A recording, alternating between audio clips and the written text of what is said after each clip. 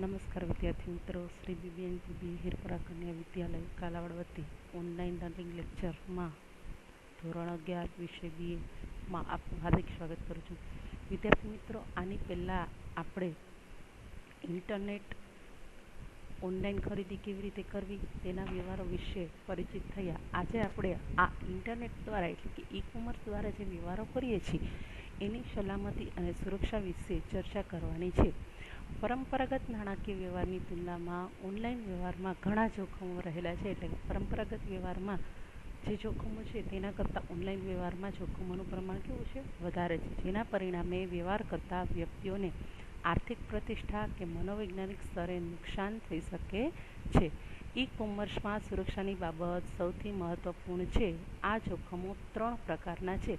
સૌથી પહેલું છે વ્યવહારના જોખમો, બીજું માહિતીના જોખમો અને ત્રીજું બૌદ્ધિક સંપત્તિ અને ગુપ્ત માહિતીના જોખમો. પહેલું છે વ્યવહારના જોખમો. તો કે ઓનલાઈન વ્યવહારમાં જો ગ્રાહકે ઓર્ડર આપેલો હોય અને વેચનાર એવું પણ જણાવી શકે છે કે અમને ઓર્ડર આપેલ જ નથી, તો ક્યારેક ગ્રાહક પોતે એવું કહી શકે છે કે અમે આ વસ્તુનો ઓર્ડર આપેલ નથી. આ ઉપરાંત માલ યોગ્ય સ્થળે પહોંચેલ નથી અથવા યોગ્ય ગુણવત્તાવાળો નથી તેવી ફરિયાદો જોવા મળે છે. આવા વ્યવહારના જોખમો નિવારવા માટે જ્યારે તમે રજિસ્ટ્રેશન કરાવો છો એ સમયે એટલે કે ખાતાની નોંધણી સમયે યોગ્ય ઓળખ અને સરનામાની ચકાસણી કરવી, તેમજ ગ્રાહકે સુસ્થાપિત એટલે કે જે વેચનાર દ્વારા જે વેબસાઇટ તૈયાર કરેલી છે એ વેચાણની વેબસાઇટ પરથી જ ખરીદી કરવી જોઈએ. એટલે કે વ્યવહારના જોખમો કયા રહેલા છે? તો કે વેચનાર એવું કહી શકે કે અમને ઓર્ડર મળેલો નથી, ગ્રાહક એવું કહી શકે કે અમે ઓર્ડર આપેલો નથી, અમને માલ મળેલો નથી. તો આ રીતના જોખમ નિવારવા માટે યોગ્ય ઓળખ અને સરનામાની ચકાસણી કરવી, તેમજ ગ્રાહકે સુસ્થાપિત વેચાણની વેબસાઇટ પરથી જ ખરીદી કરવી જોઈએ. બીજું છે માહિતી સંગ્રહના જોખમો સામે સલામતી. હવે ઓનલાઈન વ્યવહાર કરવામાં આવે છે ત્યારે તમને ખબર જ છે કે માહિતી છે એ એક ડેટા તરીકે કોમ્પ્યુટરમાં સ્ટોર કરવામાં આવે છે. એટલે માહિતીના સંદર્ભમાં અનેક જોખમો હોય છે. ખૂબ જ અગત્યની માહિતી છે સ્વાર્થી હેતુઓ કે માત્ર આનંદના હેતુથી ચોરી કે બદલી શકાય, જેને આપણે હેકિંગ શબ્દથી ઓળખીએ છીએ. તમે જે માહિતી આપેલી છે એ માહિતી સ્વાર્થી હેતુ માટે કે માત્ર આનંદના હેતુથી ચોરી કરવી કે બદલી શકાય, તેને આપણે વાયરસ કે હેકિંગ શબ્દોથી ઓળખીએ છીએ. હવે વાયરસ છે એ શું છે? એક કોમ્પ્યુટર પ્રોગ્રામ છે. આ ચોરી શકાય માહિતી ચોરી કે બદલી નાખે એને હેકિંગ કહેવામાં આવે છે. જ્યારે વાયરસ એક કોમ્પ્યુટર પ્રોગ્રામ છે. વાયરસ કોમ્પ્યુટર સિસ્ટમમાં પોતાની નકલ ઊભી કરે છે અને માહિતીને શું કરે છે? કરપ્ટ એટલે કે નુકસાન પહોંચાડે છે.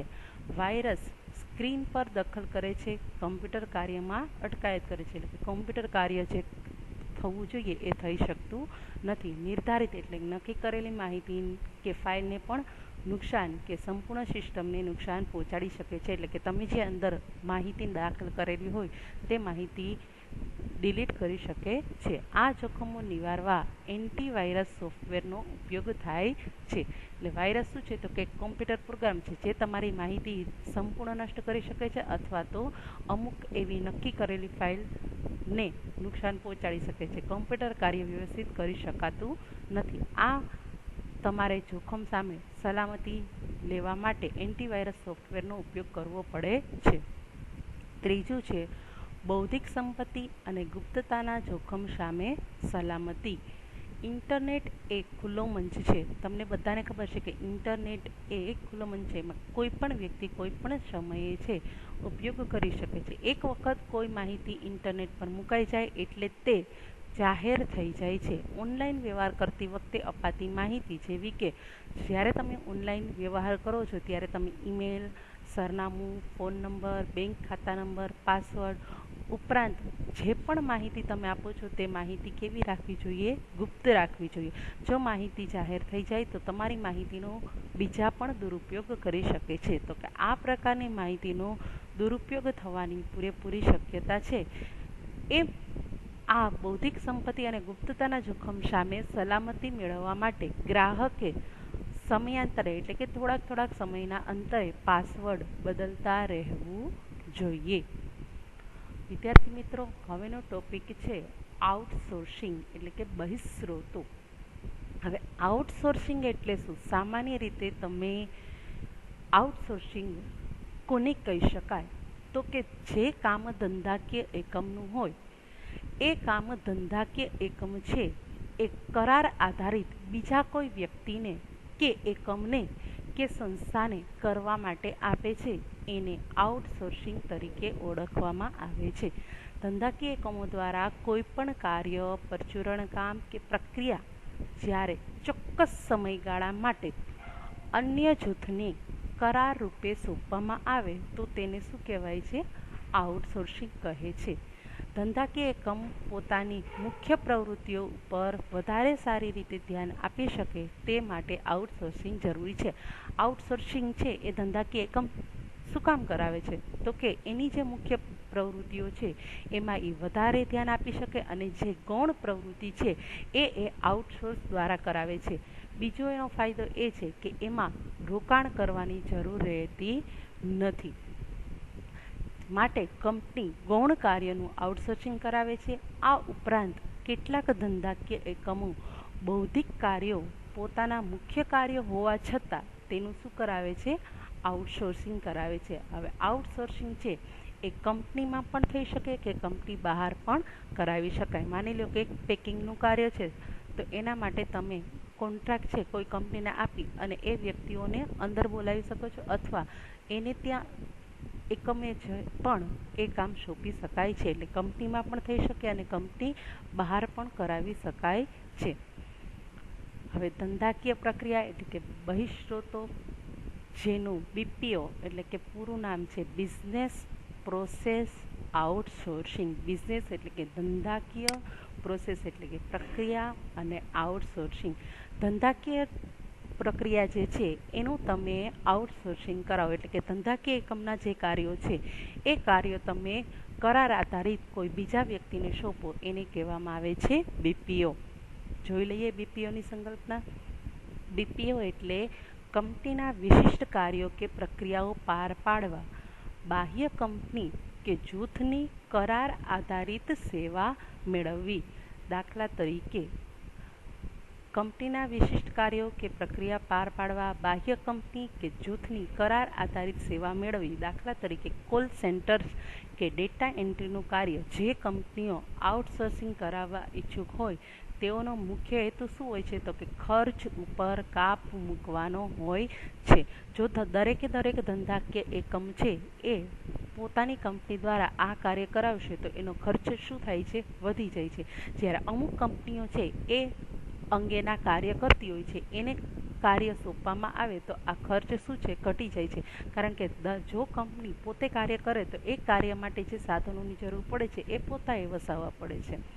આઉટસોર્સિંગ પ્રચલિત થવાનું કારણ એ છે કે એક જ પ્રકારના કાર્ય માટે જરૂરી માનવ સંસાધન કેટલાક દેશોમાં ઓછા દરે ઉપલબ્ધ થતું હોય છે. એટલે કે આઉટસોર્સિંગનો મુખ્ય ફાયદો શું છે? તો કે એક જ પ્રકારનું કાર્ય છે એ માનવ સંસાધન છે એ ઓછા દરે કરી આપતું છે. જ્યારે તમે એ કાર્ય કરાવો તો તમને કિંમત કેવી પડે છે? વધારે પડે છે. તેથી જ ભારત, ચીન જેવા વિશાળ વસ્તી ધરાવતા દેશોને બીપીઓ માટે પ્રથમ પસંદગી મળે છે. હવે કંપનીઓને બીપીઓની જરૂરિયાત શેના માટે પડે છે? તો કે બીપીઓ કંપનીના કોર્પોરેટ કક્ષાના કર્મચારીઓને રોજબરોજની જે ગૌણ કાર્યની જવાબદારી હોય, મુખ્ય કાર્ય નહીં પણ જે ગૌણ કાર્ય છે એની જવાબદારીઓમાંથી મુક્ત આપે છે કે જેના દ્વારા જો બીપીએનો ઉપયોગ કરી તો એ પોતે વ્યક્તિ કર્મચારી છે એ મુખ્ય કાર્ય ઉપર વ્યવસ્થિત ધ્યાન આપી શકે છે. આથી આ કર્મચારીઓ ઉત્પાદક પ્રવૃત્તિઓમાં વિશેષ ધ્યાન આપી શકે તેમજ ગ્રાહકો પર વિશેષ ધ્યાન કેન્દ્રિત કરી શકે છે. કંપની માટે બીપીઓની જરૂરિયાત શેના માટે છે? તો કે સૌથી પહેલું ખર્ચમાં કાપ. જો ધંધાદારી એકમો બિલિંગ, ખરીદી, ડેટા એન્ટ્રી, માર્કેટિંગ, સર્વેક્ષણ જેવા ફ્રન્ટ ઓફિસ જેવા કાર્યોનું આઉટસોર્સિંગ કરીને તેનો ખર્ચ ઘટાડી શકે છે. ધંધાદારી પ્રક્રિયાના ફ્રન્ટ ઓફિસ કાર્યો એટલે શું? અહીંયા નીચે આપેલું છે કે બીપીઓનું કાર્યક્ષેત્ર બે ભાગમાં વહેંચાયેલું છે, બેંક ઓફિસ આઉટસોર્સિંગ અને front office outsourcing. Bank office outsourcing કોને કહેવાય? તો કે કંપનીના જે આંતરિક કાર્ય છે એ હાથ ધરવામાં આવે, જેમ કે બિલિંગનું કાર્ય, બિલ તૈયાર કરવું, ખરીદીનું કાર્ય, ડેટા એન્ટ્રીનું કાર્ય જેવા વેપારને લગતા જે આંતરિક કાર્યો હાથ ધરવામાં આવે એને બેંક ઓફિસ આઉટસોર્સિંગ કહેવામાં આવે છે. જ્યારે ફ્રન્ટ ઓફિસ આઉટસોર્સિંગ તો કે માર્કેટિંગને લગતું કે તકનીકી સહાય, ટેકનિકલને લગતું ગ્રાહક સંબંધી સેવાઓનું, એટલે કે માર્કેટમાં અત્યારે ગ્રાહકોનું વલણ કેવું છે, સંશોધનને લગતું કાર્ય, એ જે કાર્યો બીજાને સોંપવામાં આવે એને ફ્રન્ટ ઓફિસ આઉટસોર્સિંગ કહેવામાં આવે છે. એટલે કે ધંધાદારી એકમો બિલિંગ, ખરીદી, ડેટા એન્ટ્રી, માર્કેટિંગ, સર્વેક્ષણ જેવા ફ્રન્ટ ઓફિસ જેવા કાર્યોનું આઉટસોર્સિંગ કરીને એ પાછળ જે કંપનીને ખર્ચ થાય એ ખર્ચમાં ઘટાડો કરી શકે છે. બીજું છે કંપનીના મુખ્ય વ્યવસાય પર ધ્યાન. જ્યારે આ ગૌણ કાર્યો છે એ કંપની છે એ બીજા જૂથને સોંપી દે છે ત્યારે તે કંપની મુખ્ય વ્યવસાય, એનો જે મુખ્ય વ્યવસાય છે એના કાર્યો ઉપર વધારે ધ્યાન આપી અને સફળતા મેળવી શકે છે. ધંધાદારી એકમોના રોજિંદા કાર્યોનું આઉટસોર્સિંગ કરવાથી સંચાલકો મુખ્ય વ્યવસાય પર વિશેષ ધ્યાન કેન્દ્રિત કરી શકે છે. ત્રીજું છે કાર્યકુશળતાનો લાભ. હવે એક જે કરાર કરતી વ્યક્તિ છે કે જૂથ કરતી સંસ્થા છે એ સંસ્થાઓમાં જે કર્મચારીઓની ભરતી કરેલી છે એ પ્રશિક્ષિત છે, એને એ કાર્ય માટે જ તાલીમ આપેલી છે અને એ જ કાર્ય કરતા હોવાને કારણે તેની કાર્ય કરવાની ઝડપ અને ગુણવત્તાસભર કાર્ય એ કરી શકે છે, એમાં ભૂલ થવાની સંભાવના નહિવત રહે છે. એટલે ત્રીજું છે કાર્યકુશળતાનો લાભ. ધંધાદારી એકમો કર્મચારીઓની ભરતી કરી તેમને પ્રશિક્ષિત એટલે કે તાલીમ કરવાને બદલે આઉટસોર્સિંગ થકી ગુણવત્તાસભર કાર્ય કરાવી શકે છે. ચોથું છે પરિવર્તનશીલ માંગને પહોંચી વળવા. હવે બીપીઓ કંપનીઓ છે એ ગ્રાહકોની સતત બદલાતી રહેતી માંગને પહોંચી વળવા સુવિધાઓ પૂરી પાડે છે. જો એ આપણે સાધન સામગ્રી આપણે વસાવેલી હોય અને ગ્રાહકોની માંગ બદલાતી રહે તો એ જે વસ્તુ પાછળ આપણે ખર્ચ કરેલો છે એ ખર્ચ કેવો જાય છે?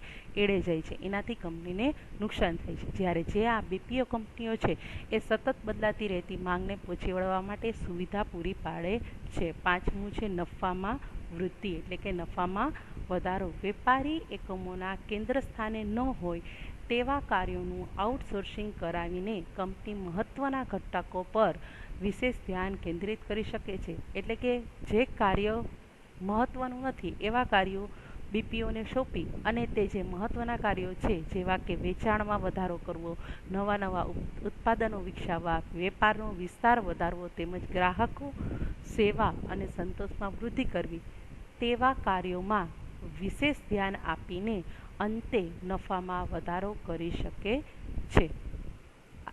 અત્યારે આટલું જ, વધુ નેક્સ્ટ લેક્ચરમાં.